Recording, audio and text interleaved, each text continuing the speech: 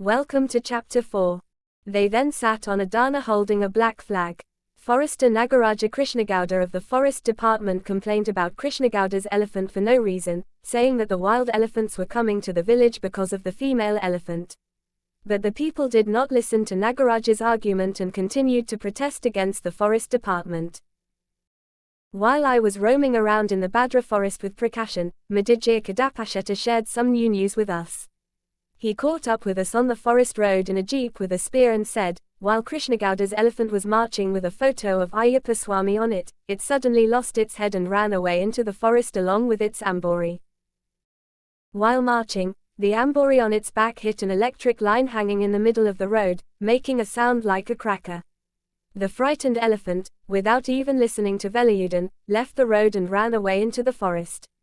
He had decorated it with 7,000 or 8,000 rupees worth of brass ornaments. Since Kadapasheta had borrowed all of them from somewhere, he was searching for the elephant in the forest to at least get them. I didn't know that Krishna Gowda's elephant was such a fat elephant. How dare the Jagadguru of the Gula Math sit on it, he scolded the elephant in the forest. Assuming that the elephant had run away and joined the forest elephants, he searched for it in the forest with Velayudan. I doubted whether the forest elephants would join the group with this elephant, who was so decorated and carrying a bundle on his back. Nagaraja said that it had run away to the forest and that it was a female elephant that had come to the village and was causing trouble.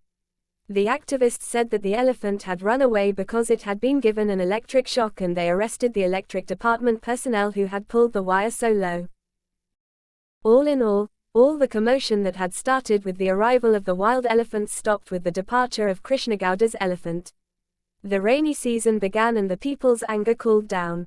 They stopped the commotion and went to work in agriculture.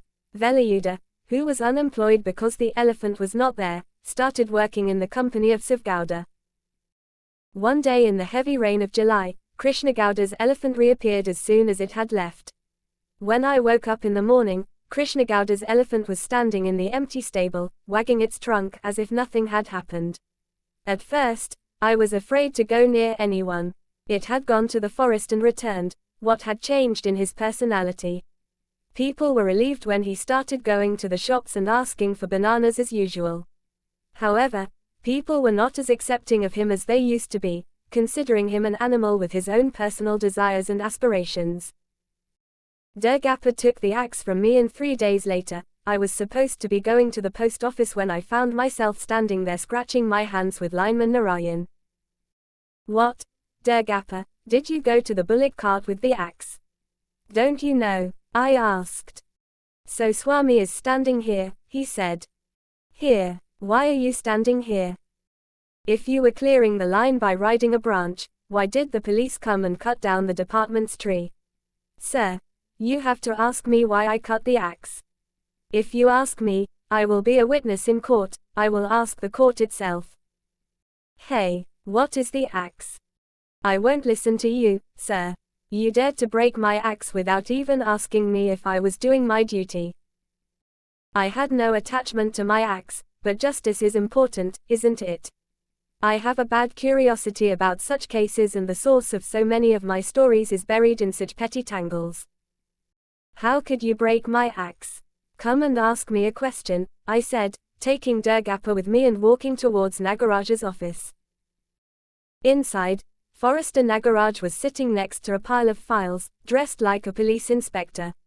It seems that something changes in a person's personality as soon as he puts on his uniform. He looked at me with a strange expression. If Ashri Nagaraj cuts down a tree in your department, you can take action against him. But why did you bring my axe and keep it in the office? I asked. Chapter 5 will be continued.